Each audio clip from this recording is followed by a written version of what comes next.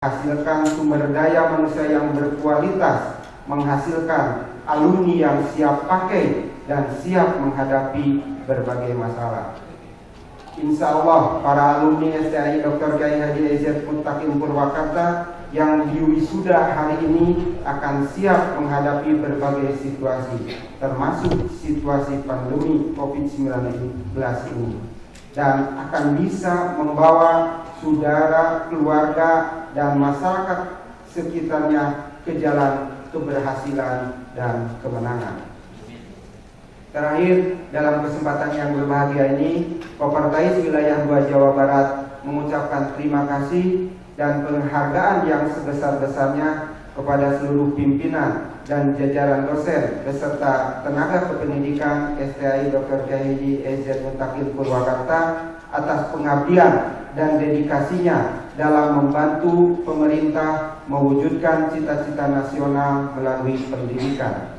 Besar harapan dan doa kami semoga STAI Dr. Kiai Haji EZ Muttaqin Purwakarta bisa lebih maju dan berkembang lagi di masa-masa yang akan datang. Amin ya Allah ya Rabbal alamin. Terima kasih. Wallahu muwaffiq ila aqwamit thoriq. Wassalamualaikum warahmatullahi wabarakatuh.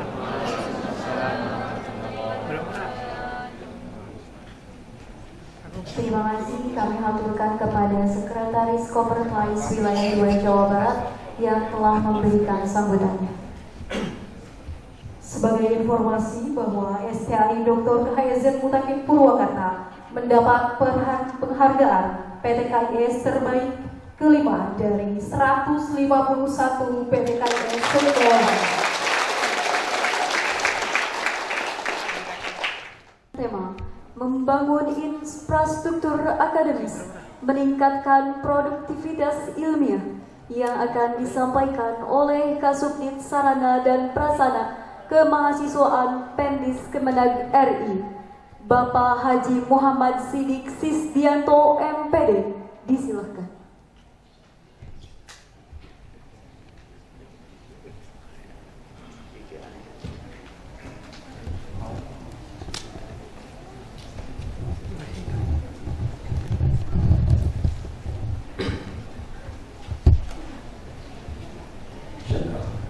Assalamualaikum warahmatullahi wabarakatuh. Alhamdulillah wa syukurillah, salatu wassalamu ala rasulillah, la haula wa la quwwata illa billah. Yang sama-sama kita hormati Ketua Yayasan STAI KHZ Muttaqin Purwakarta, yang sama-sama kita hormati Pembina Yayasan sekaligus Direktur Naskah, beliau juga senior kami, Profesor Dr. Kiai Haji Samsi Wes, Magister Pendidikan, yang saya hormati Ketua STAI KHZ Muttaqin, Bapak Dr. Imam Tobroni, Magister Pendidikan Islam, yang kami hormati partner kami Ketua Kopertais 2, dalam hal ini diwakili oleh Sekoper, Sekretaris Kopertais, kami panggil Sekoper. Beliau Bapak Dr. Syed Dedi Rosandi, yang saya hormati Dewan Pendidikan Kabupaten Purwakarta, yang saya hormati pula seluruh tamu undangan di wisuda sarjana ke-27 dan pasca sarjana ketiga, para orang tua wisudawan-wisudawati, dan yang saya banggakan para wisudawan baik magister maupun sarjana. Alhamdulillah pada pagi jelang siang ini saya berkesempatan hadir di tengah-tengah ibu bapak sekalian dan para wisudawan untuk memberikan orasi ilmiah. Semestinya sudah disebut tadi Profesor Wes itu memberikan orasi ilmiah. Kalau judulnya ini daki, kalau orang Jawa bilang terlalu tinggi, ini judulnya diberikan oleh panitia, menjamin mutu perguruan tinggi di era revolusi industri 4.0, memperkuat infrastruktur akademik dan produktivitas ilmiah. Ibu dan Bapak yang saya hormati, mutu pendidikan sampai sekarang ini menjadi diskursus yang selalu menarik untuk diperbincangkan. Mutu pendidikan memiliki sifat dinamis dan up to date.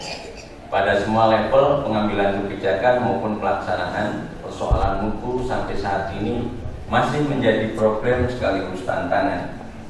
Mutu atau kualitas juga menjadi alasan utama bagi lembaga pendidikan yang didirikan bagi setiap peserta didik, orang tua maupun masyarakat menjadi pertimbangan utama dalam penentuan institusi mana yang akan menjadi pilihan sebagai tempat belajar.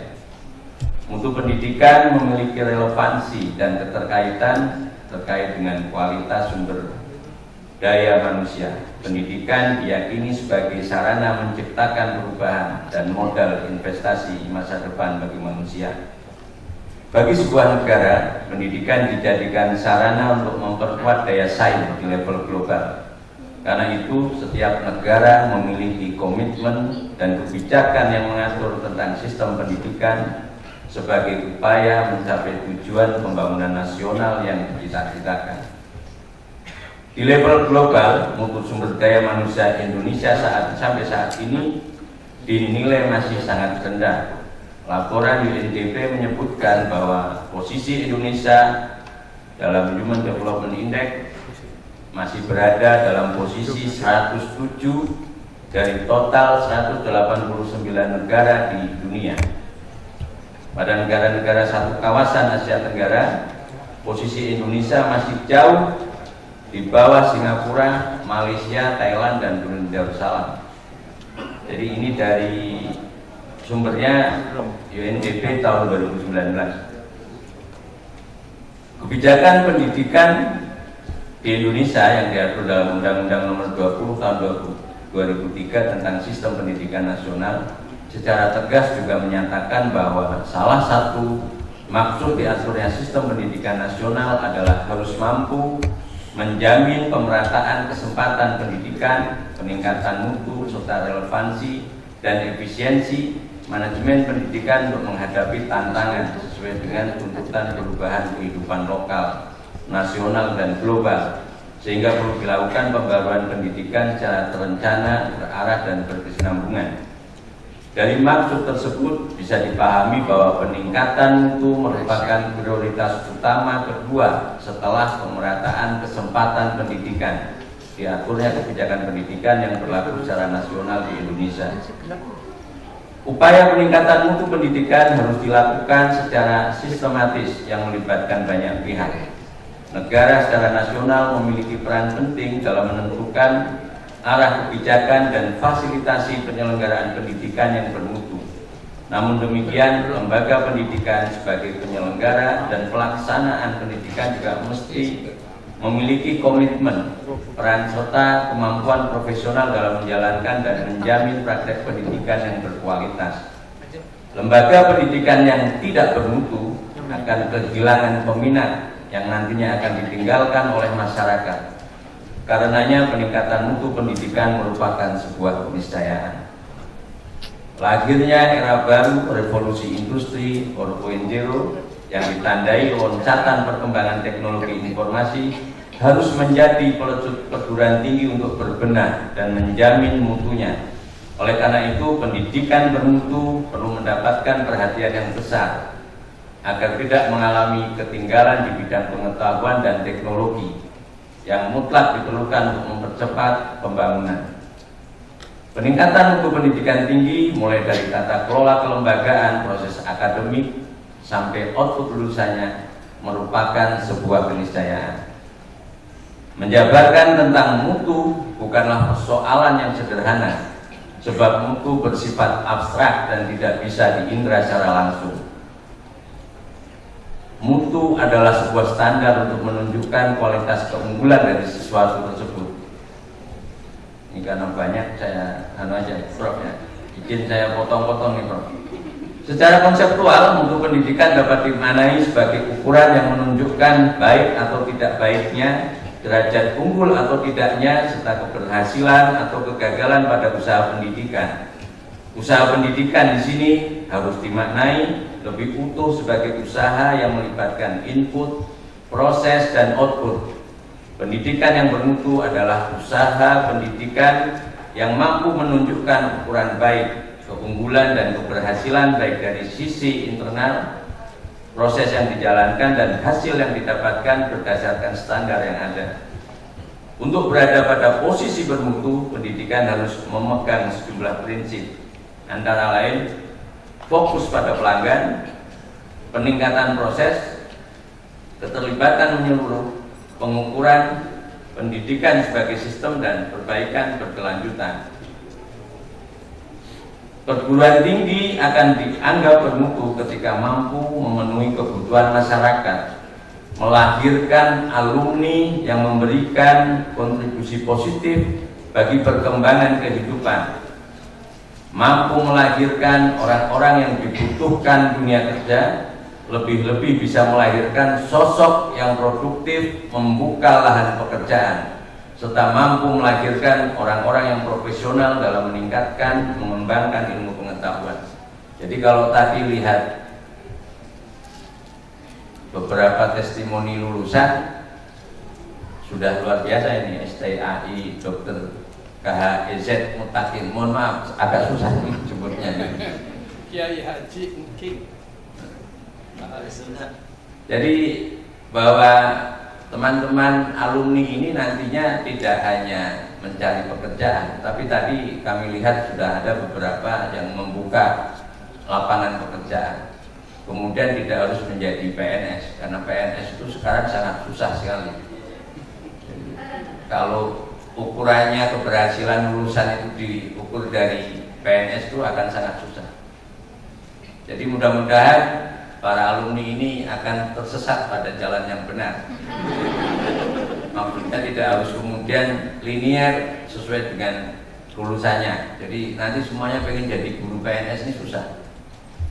Jadi mohon izin saya sebelum jadi Kasubdit Sarana Prasarana, saya mengurusi orang-orang yang berbau minyak angin, Pak.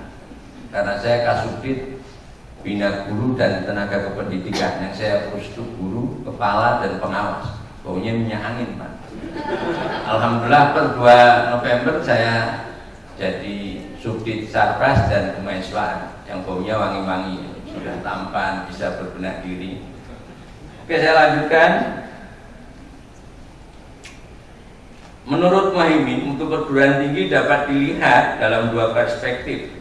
Yang pertama adalah quality impact, yaitu mutu yang sesungguhnya sebagai hasil proses pembelajaran sesuai dengan klasifikasi tujuan pendidikan dan kompetensi dasar yang dimiliki pada para lulusan sebagai yang tertuang dalam rumusan profil lulusan institusi. Kemudian yang kedua, quality in perception, yaitu mutu lulusan yang diukur dengan kepuasan pelanggan dan bertambahnya minat pelanggan eksternal terhadap lulusan. Jadi kalau semakin banyak serapan lulusan di institusi-institusi, maka sudah luar biasa berhasil. STAI Kiai Haji Encing Zainal Mutakin. Mengacu pada 2 perspektif tersebut, dalam perspektif manajemen untuk mencapai mutu sebagai visi utama melibatkan banyak elemen. Jadi faktor internal maupun eksternal yang saling terkait dan harus diintegrasikan antar elemen ke dalam kerangka kerja. Faktor internal terdiri dari kemampuan manajemen, jadi managerial skill, kemudian manajemen efektif, personal skill, sedangkan faktor eksternal terdiri dari pembaharuan, jadi inovasi, entrepreneurship, semangat kinerja, hasil organisasi, dan melayani kepentingan bersama. Masing-masing faktor saling terkait dan saling mempengaruhi yang pada akhirnya akan menciptakan dampak sosial dan berakhir pada penciptaan tren lingkungan yang bermutu.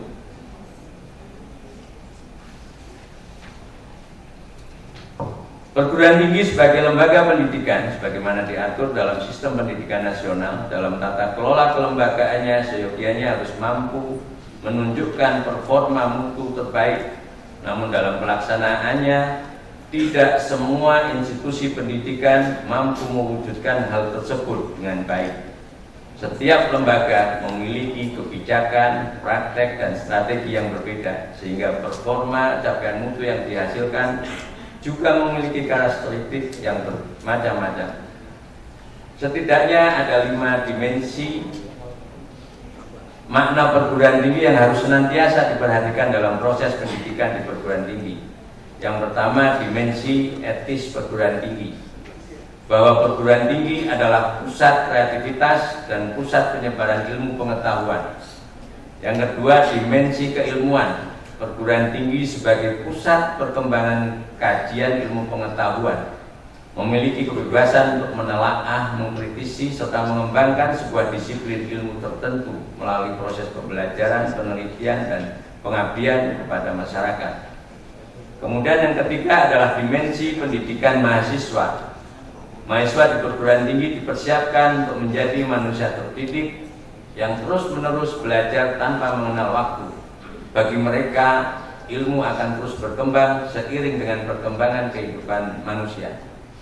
Saya sampaikan Pak Ketua kemarin, salah satu mahasiswa STAI KEZ Mutakin ini menjadi peserta Diklat Pimnas Mahasiswa Angkatan 2. Dan sepertinya menjadi salah satu yang terbaik dari 80 peserta yang dilaksanakan secara daring 8 hari dan luringnya 3 hari di UIN Banten. Kemudian keempat adalah dimensi sosial. Output pendidikan yang baik akan memberikan dampak positif bagi perkembangan problem sosial dan begitu sebaliknya. Sivitas akademik perlu dipersiapkan agar dapat memberikan sumbangsih nyata untuk memecahkan berbagai problem sosial yang sedang dihadapi oleh masyarakat. Dan yang kelima adalah dimensi korporasi. Perguruan tinggi memberikan jasa layanan pendidikan bagi masyarakat.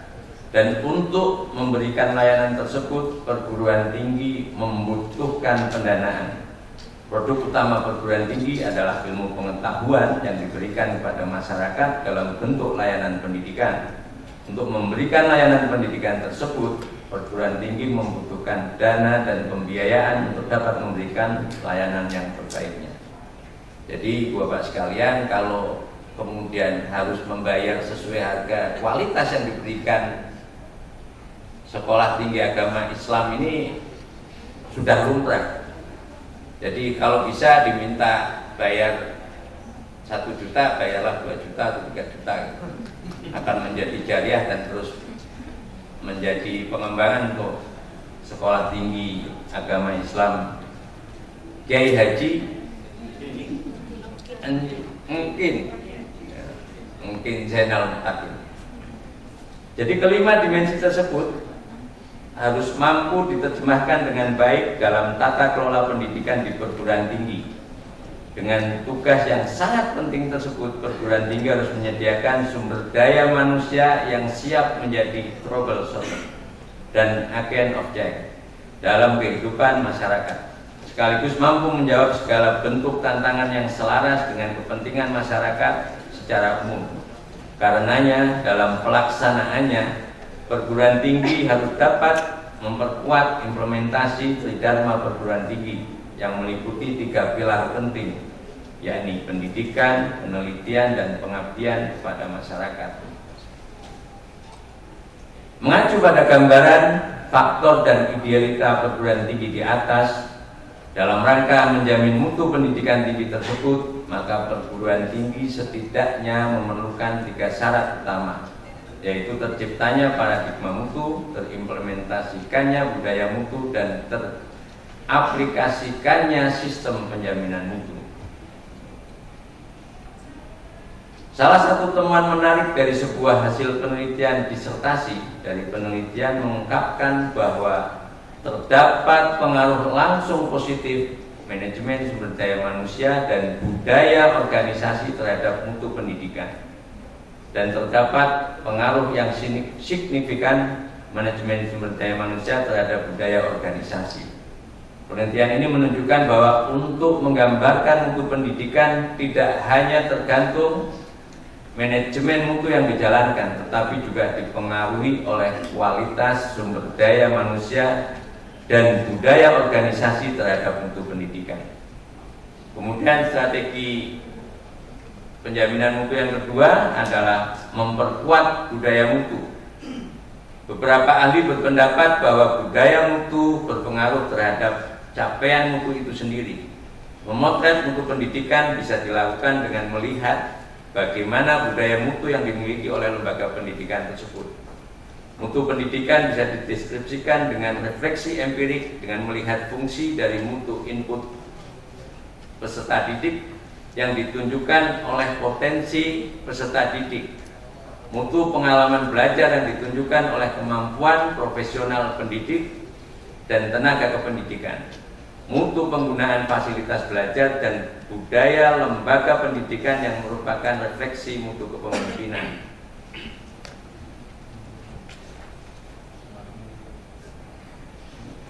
Ya, nggak sampai 21 halaman. Karena itu perguruan tinggi di era modern dan disrupsi seperti ini harus mampu membangun budaya organisasinya dengan sangat kuat, memperkokoh identitas kampus, membentuk kepribadian lembaga, karakter lembaga yang maju, dan memperkuat komitmen kolektif lembaga perguruan tinggi. Yang selanjutnya adalah memperkuat sistem penjaminan mutu internal, baik internal maupun eksternal memperoleh kepuasan. Sistem penjaminan mutu internal hakikatnya adalah kegiatan sistemik penjaminan mutu yang diterapkan oleh internal lembaga pendidikan untuk menguasai penyelenggaraan pendidikan secara berkelanjutan.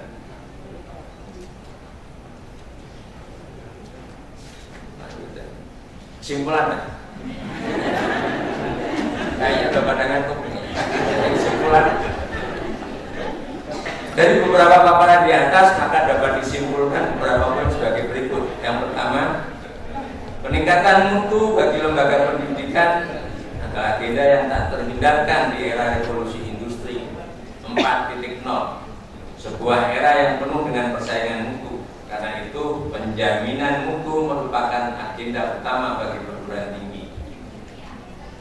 Yang kedua, penguatan mutu bersifat polisentris, melibatkan banyak elemen dan faktor, karena diperlukan perguruan tinggi menerapkan tata kelola terpadu berbasis mutu. Perguruan tinggi yang bermutu dipahami sebagai lembaga pendidikan yang terkelola sedemikian rupa sehingga mampu menghasilkan jasa pendidikan yang sesuai atau melebihi kebutuhan para pelanggan.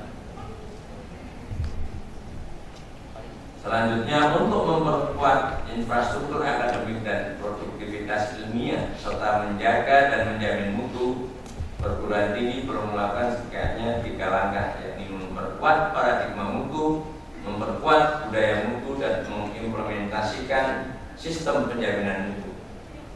Kepemimpinan visioner, sistem manajemen, kinerja SDM perlu dibangun lebih kuat untuk memastikan perguruan tinggi dapat mengimplementasikan dharma perguruan tinggi berbasis paradigma budaya dan sistem penjaminan mutu perguruan tinggi. Demikian orasi ilmiah yang bisa saya sampaikan. STAI Dr. KHEZ Mutakin ini mampu menjadi penyelenggara perguruan tinggi yang bermutu, berwawasan global, dan inklusif, sebagaimana founding father menyatakan bahwa kita harus mampu, ya. Kan beliau founding father kita, Kiai Haji Mutakin ini menyatakan bahwa kita diminta untuk mampu menerima keberagaman. Jadi mampu menerima keberagaman dan mampu menerima perbedaan pengalaman keberagamaan di antara kita. Karena ini menjadi faktor penting bahwa alumni dari STAI adalah semuanya agen moderasi beragama. Dan agen moderasi beragama sekarang adalah prioritas program di Kementerian Agama. Demikian yang bisa saya sampaikan, mudah-mudahan sekali lagi bermanfaat. Sekali lagi saya sampaikan selamat kepada para wisudawan para magister dan para sarjana, mudah-mudahan Anda akan menjadi sesuatu yang tadi diharapkan oleh rekan Anda sekalian, jadi bermanfaat, berkahi, jadi berkah dan berkahi untuk semuanya. Kalau memang tidak bisa jadi PNS, jadilah bupati nantinya kan, jadilah ketua KPU, jadilah ketua Bawaslu. Karena hampir sebagian besar ketua KPU, ketua Bawaslu se-Indonesia itu rata-rata alumni IAIN, alumni UIN, alumni STAIN. Iya makanya. Jadi kalau kami dulu sekolah di IAIN itu kan bacaannya bukunya Kiai Harun Nasution. Jadi Islam ditinjau dari berbagai aspek, makanya bisa jadi apa saja. Oke, sekali lagi mudah-mudahan Anda semua tetap pada jalan yang benar dan memberi manfaat untuk lingkungan sekitar dan memberi manfaat untuk sekolah tinggi yang dimana Anda sekalian mencari ilmu dan menimba semua hikmah tentang kehidupan ini. Kurang lebihnya mohon maaf. Ihdinas siratal mustaqim wal muwaffiq ila aqwamit. Assalamualaikum warahmatullahi wabarakatuh. Persembahan lagu dari unit kegiatan mahasiswa Paduan Suara Simfoni Muttaqin yang dibimbing oleh Ibu Miftahul Jannah MPD.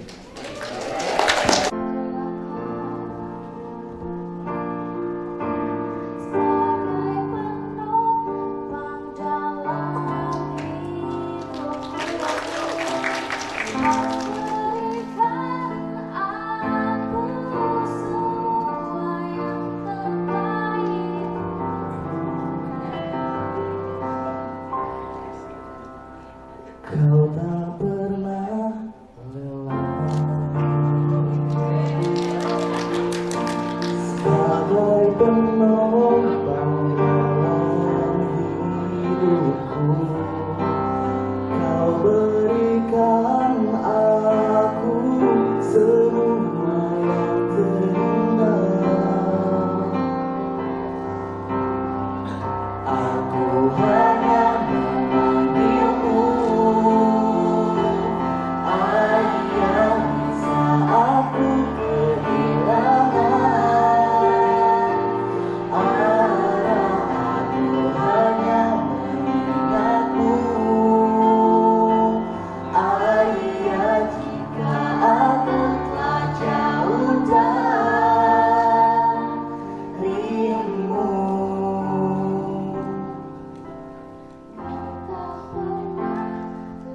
Ada yang tahu lagunya? Mari kita sama-sama nyanyi.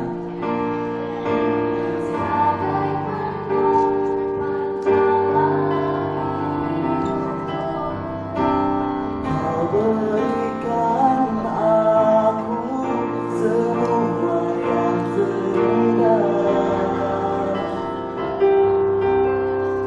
Aku hanya memanggilmu ayah saat ku kehilangan